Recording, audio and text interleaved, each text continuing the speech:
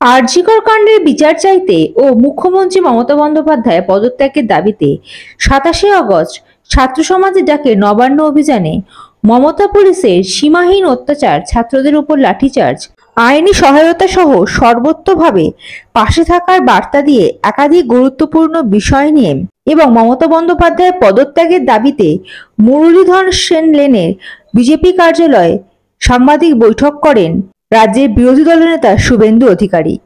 এবং তিনি আরো কি বলেন শুনে নেওয়া যাক। বন্দ্যোপাধ্যায় প্রশাসন পুলিশকে সামনে রেখে করেছে, সেই কারণে ভারতীয় জনতা পার্টির প্রদেশের সভাপতি ডক্টর সুকান্ত মজুমদার আমার সাথে এবং পার্টির যারা জিএস বা অন্যান্য যারা কলকাতায় উপস্থিত ছিলেন সকলের সঙ্গে আলোচনা করে এটি আগামীকাল 12 ঘন্টার বাংলা বন্ধের ডাক দিয়েছেন।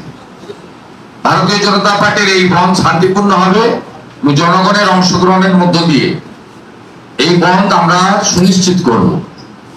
কারণ ভারতীয় জনতা পার্টি মনে করে যে সুপ্রিম কোর্ট যে পরামর্শ রাজ্য সরকারকে দিয়েছিল যে স্টুডেন্ট এবং সিভিল সোসাইটির যে কোনো কর্মসূচি তারা যদি শান্তিপূর্ণ প্রতিবাদে করেন সেখানে যেন বল প্রয়োগ করা না হয়। মমতা বন্দ্যোপাধ্যায় শুধুমাত্র ভারতীয় জনতা পার্টিকে বা রাজ্যের বিরোধী দলকে বা ছাত্র অভিভাবক সমাজকে, সচেতন নাগরিকদের বা প্রতিবাদী জনতাকে নয়, তিনি সরাসরি সুপ্রিম কোর্টকে চ্যালেঞ্জ করেছেন। তার রাজ্যের এজি মাননীয় অ্যাডভোকেট কিশোর দত্ত, তিনি ডিভিশন বেঞ্চের মাননীয় বিচারপতি হরিশ ট্যান্ডন এবং মাননীয় বিচারপতি হিরণময় ভট্টাচার্য এই বেঞ্চে পিটিশন করেছিলেন এই নবান্ন অভিযানকে অবৈধ ঘোষণা করার জন্য। এন্টারটেইন করেনি ডিভিশন বেঞ্চ, কোনো অর্ডার পাস করেনি এবং ঢুকতেই চাইনি। এর বাইরে একটা চাটুকার পুলিশ অফিসার সুপ্রতিম সরকার, যিনি 2006 সালে সিঙ্গুরে জমি অধিগ্রহণের বিরুদ্ধে যখন কৃষি জমি রক্ষা কমিটির আন্দোলন হয়েছিল, 25 সেপ্টেম্বর 2006 মমতা বন্দ্যোপাধ্যায়কে সিঙ্গুর বিডি অফিস থেকে টানতে টানতে বের করেছিলেন। তিনি এখন ওনার খুব পছন্দের পুলিশ অফিসার হয়ে গেছেন, কারণ তিনি শাহজাহানকে বাঁচানোর টিকা নিয়েছিলেন সন্দেশখালীতে। তাকে দিয়ে মিষ্টি মিষ্টি কথাকে বলানো হয়েছে যে ছাত্র সমাজের ডাকা এই নবান্ন অভিযান অবৈধ, সংগ্রামী যৌথ মঞ্চ সহ একাধিক চাকরি প্রার্থী অর্গানাইজেশনের ডাকা নবান্ন অভিযান অবৈধ। তাই আজকে যে ঘটনা ঘটেছে এটা সুসংগঠিত। গোটা রাজ্য থেকে সিভিক ভলেন্টিয়াররা যারা তৃণমূলের ক্যাডার ভোট করেন তাদেরকে পুলিশের রাতের পোশাক পরিয়ে আনা হয়েছিল, যাদেরকে নরেন্দ্র ডিউটিতে লাগানোর কথা নয়। বিনীত গোয়েলের নেতৃত্বে 6000 কলকাতা পুলিশ, দক্ষিণবঙ্গ থেকে আরো 4500 পুলিশ, হাওড়া কমিশনারেটের 2000 পুলিশ, প্রায় 13-14,000 পুলিশকে নামানো হয়েছে শুধুমাত্র ফিরোজ রানীকে বাঁচানোর জন্য। ফিরোজ রানী মঙ্গলবার এবং বৃহস্পতিবারের বাদ দিয়ে কোনোদিন নবান্ন আসেন না, এবার একটার আগে আসেন না। আজকে তাকে চোরের মতো আসতে হচ্ছে সকাল 10টার সময়, লুকিয়ে ফিরিয়ে তাকে ঢোকানো হয়েছে।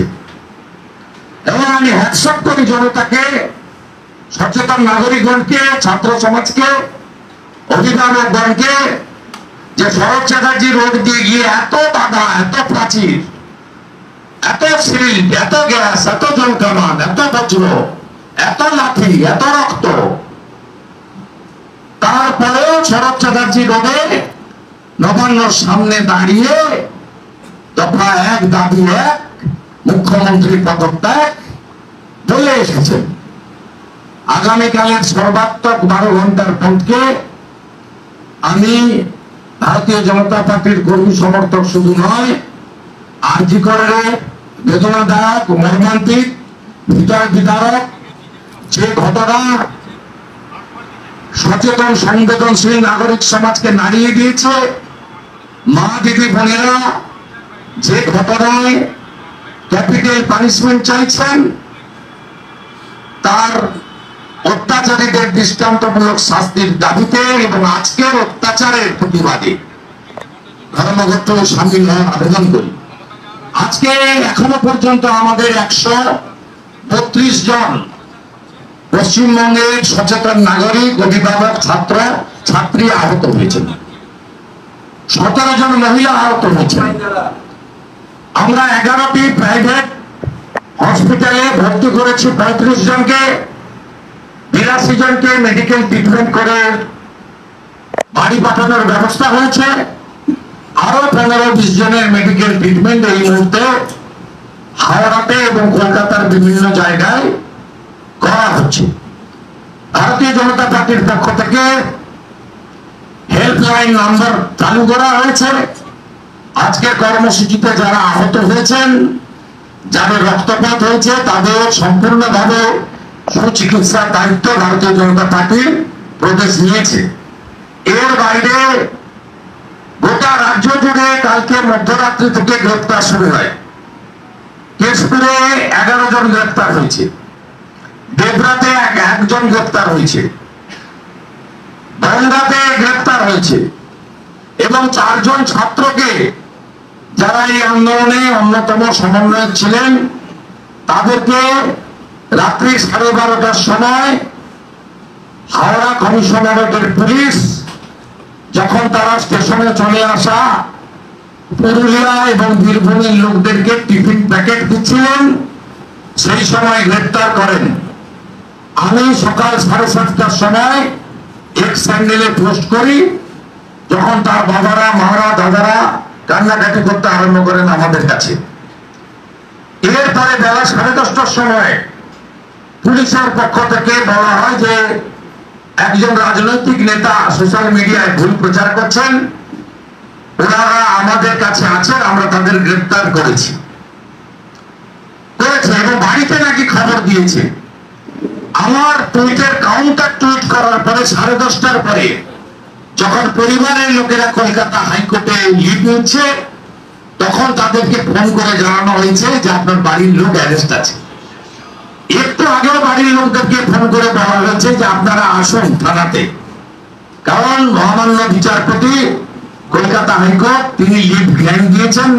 আগামীকাল 10:30টার সময় এই মামলা রেখেছেন তিনি। কাল যদি ভোট হয়, তাহলে আমরা এই 4 ছাত্রের উপরে যেভাবে অন্যায়ভাবে বিনা কারণে 41-এ নোটিশ না দিয়ে, ভারতীয় ন্যায় সংহিতাকে বুড়া আঙুল দেখিয়ে, পরিবারকে ইন্টিমেশন না দিয়ে, সুপ্রিম কোর্টের গাইডলাইন ভায়োলেশন করে প্রবীণ ত্রিপাঠীর নেতৃত্বে রাজীব কুমার ডিজির নির্দেশে যে ভায়োলেশন তারা করেছেন, তার আইনি লড়াইতে আমরা পরিবারের পাশে থাকবো।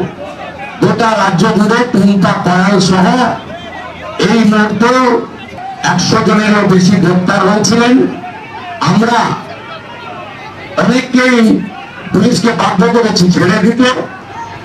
এখনো 17-18 জন গ্রেপ্তার হয়ে আছেন।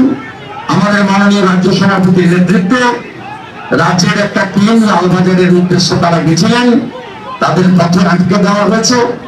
সেখানে তারা অবস্থান করছেন, ধর্ণা দিচ্ছেন, যাতে অবিলম্বে এদেরকে ইমিডিয়েট যে 16-17 জনকে লালবাজারে রাখা হয়েছে ছেড়ে দেওয়া হয়। আমরা প্রায় 70-80 জনকে এখনো পর্যন্ত ছাড়িয়ে নিতে পেরেছি। ভারতীয় জনতা পার্টির প্রদেশ ইউনিটের পক্ষ থেকে একটি লিগাল হেল্পলাইন নাম্বারও ইতিমধ্যে সমস্ত সোশ্যাল মিডিয়া এবং মেইনস্ট্রিম মিডিয়া প্ল্যাটফর্মে পোস্ট করা হয়েছে। তাই আগামী দিনে এই আন্দোলন আরো ব্যাপ্তি পাবে। ইতিমধ্যে কালকের বন্ধ এবং আজকের ঘটনা নিয়ে রাজ্য সরকারে কেমন কাঁপুনি ধরেছে আমরা বুঝতে পারছি। তারা রাজ্যের মাননীয় মন্ত্রী চন্দ্রিমা ভট্টাচার্যকে দিয়ে প্রেস করাচ্ছেন, মাননীয় মন্ত্রী স্নেহাশিস চক্রবর্তীকে দিয়ে প্রেস করাচ্ছেন, আর সরকারের কেউ নয়, হরিদাস পাল, আলাপন বন্দ্যোপাধ্যায়, আরেক চাটুকার, বাংলা বাঙালির লজ্জা, যিনি প্রধানমন্ত্রী নরেন্দ্র মোদীকে আমার সামনে অপমান করেছিলেন, তিনি নবান্ন থেকে প্রেস করছেন। আজকের ঘটনা নিয়ে। রাজ্যের মুখ্য সচিব ভগবতী প্রসাদ গোপালিকা তিনি সিএনএ আউট, স্বরাষ্ট্র সচিব যিনি আছেন তাকে খুঁজে পাওয়া যাচ্ছে না, DGP Rajeev Kumar, ADG law and order Manoj Barma, কারো দেখা নেই। একজন অবৈধ ছোট হস্তি আলাপন বন্দ্যোপাধ্যায়, তাকে দিয়ে প্রেস করিয়ে আজকের ঘটনার বৃত্তান্ত জানাচ্ছে এই সরকার। এই সরকার একটা পারিবারিক প্রতিষ্ঠানে পরিণত হয়েছে, ব্যক্তিকেন্দ্রিকতা চূড়ান্ত জায়গায় গেছে, সংবিধানের সব পিলার ভেঙে দিয়েছে, গণতন্ত্রের কোন স্থান নেই। আজকে পশ্চিমবাংলার জাগ্রত জনগণ বুঝিয়ে দিয়েছে বিধানসভার সংখ্যাগরিষ্ঠতা শেষ কথা বলে না। মাকু এবং সেকুদের বাদ দিয়ে পশ্চিমবাংলার মাটিতে এই ধরনের একটি আন্দোলন করা যায় বেলা 12টা 20 থেকে, স্টিল নাও লড়ছে জীবন মৃত্যুকে পায়ের ভিত্ত করে। বয়স্ক নাগরিকদের আমরা দেখেছি, গিরিবা বসন করা পুরোহিতদের দেখেছি, মত মিশনের সন্ন্যাসীদের, তারা জয়কামানের সামনে দাঁড়িয়ে বুক পেতে করেছে মারবি মার, কত মারবি মার। যুবকরা বলছে মার, গ্যাস শুধু পাঠাচ্ছিস কেন, গুলি কর। এই যে জাগরণ পশ্চিম বাংলায়, এই যে সাহসী পদক্ষেপ, এই যে সামনে আকুত ভয় চিত্ত হয়ে বীর বিপ্লবী ক্ষুদিরামের আদর্শে জীবন মৃত্যুকে পায়ে যুক্ত করে দফায় এক দাবি এক মুখ্যমন্ত্রীর পদত্যাগ। আমার বোনকে মানলি কেন, জবাব চাই, জবাব দাও। আজকে ঐতিহাসিক জায়গায় পরিণত হয়েছে। সামগ্রিকভাবে প্রায় 2 লক্ষ মানুষের অংশগ্রহণ হয়েছে। কলেজ স্কোয়ার থেকে এমজি রোড হয়ে যে মিছিল এখনো শেষ হয়নি, 40,000 জনগণের উপস্থিতি ছিল সেই মিছিলে। সাঁতরাগাছিতে দফায় দফায় এখনো মানুষ এসে ট্রেন থেকে নেমেছেন জাতীয় পতাকা নিয়ে, হাতে মোমবাতি নিয়ে, স্টিল নাও চলেছে অ্যাজিটেশন। সেখানেও অন্তত 50-60,000 মানুষ বিভিন্ন পর্যায়ে এসেছে। সংগ্রামী যৌথ মঞ্চ এবং বিভিন্ন চাকরি প্রার্থী অর্গানাইজেশন যা আরজি করে ন্যায় বিচারের জন্য আন্দোলন করেছিলেন মাননীয় ভাস্কর ঘোষের নেতৃত্বে, সেই মিছিলে হাওড়া স্টেশন থেকে ফরসর রোড হয়ে যে মিছিল 2টো ব্যারিকেডকে ঘুরিয়ে দিয়েছে, তার নেতৃত্বে ভাস্কর ঘোষ সহ যারা ছিলেন, সেখানেও 30,000-এর বেশি মানুষ অংশগ্রহণ করেছে। শুধু তাই নয়, আজকে কলকাতার গার্ডেন রিচ একবারপুর থেকে শুরু করে হেস্টিংসের আশেপাশে, এমজি রোডের আশেপাশে এবং হাওড়াতে চ্যাটার্জি হাট থেকে শুরু করে বেলেপুর থেকে শুরু করে বাড়িতে কেউ ছিল না। দল মত বর্ণ ধর্ম নির্বিশেষে সব মানুষ বেরিয়ে এসে আজকে যে প্রতিবাদ দেখালেন, এই প্রতিবাদ আগামী দিনে পশ্চিম বাংলায় নতুন ইতিহাস তৈরি করবে এবং নবজাগরণের সোপান আজকে সৃষ্টি হলো। প্রেস করছেন করে বলছেন যে কালকে যে ধর্মঘট ডেকেছেন তার সম্পূর্ণ বেআইনি, স্বাভাবিক জীবনযাপন যাতে বজায় থাকে সেই। উনি নিজেই তো বেআইনি, উনি নিজেই অবৈধ বেআইনি, যার প্রভিডেন্ট ফান্ডের টাকা ছাড়া রিটায়ার বেনিফিট সব আটকে রেখেছে ভারত সরকার।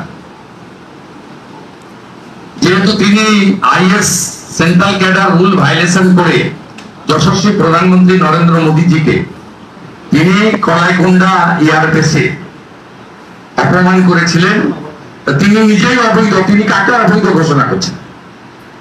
প্রাপ্ত বসু তিনি বলছেন আজকের মিছিলে যারা ছিল তারা বলিদানরা ছিল, আজ পরীক্ষা ছিল, বিচারের নামে ওরা পুলিশকে প্ররোচনা দিয়েছে, ব্যারিকেড ভেঙেছে, তারপরে পুলিশ মাথা ঠান্ডা রেখে সামলেছে।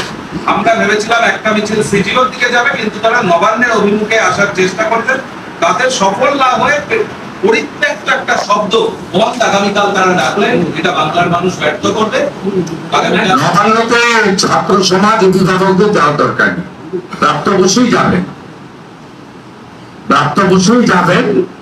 তার কারণ শিক্ষা দপ্তরের তদন্ত এখনো শেষ হয়।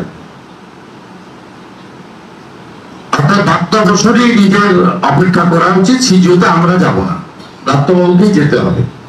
পার্থদা যেখানে, প্রাপ্ত বসু সেখানে।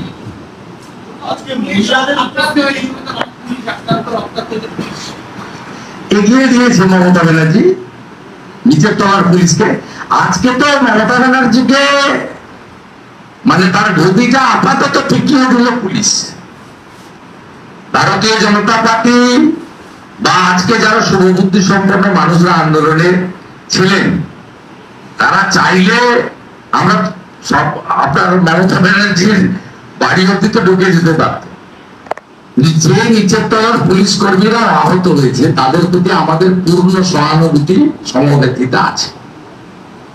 কারণ গ্যাস শেষ, জলকামানের জল শেষ, লাঠি চার্জ করতে করতে হাঁপিয়ে গেছে। আপনারা নিজেরাই দেখেছেন টিয়ার গ্যাস, বজ্র থেকে ধোঁয়া এবং জল দেওয়ার পরেও কোনোভাবে আন্দোলন। Bureau report, ND Bangla news. সবার আগে সব খবর, সঠিক খবর পেতে ফেসবুক পেজটি ফলো করে এবং ইউটিউব চ্যানেলটি সাবস্ক্রাইব করে রাখুন আর শেয়ার করতে ভুলবেন না।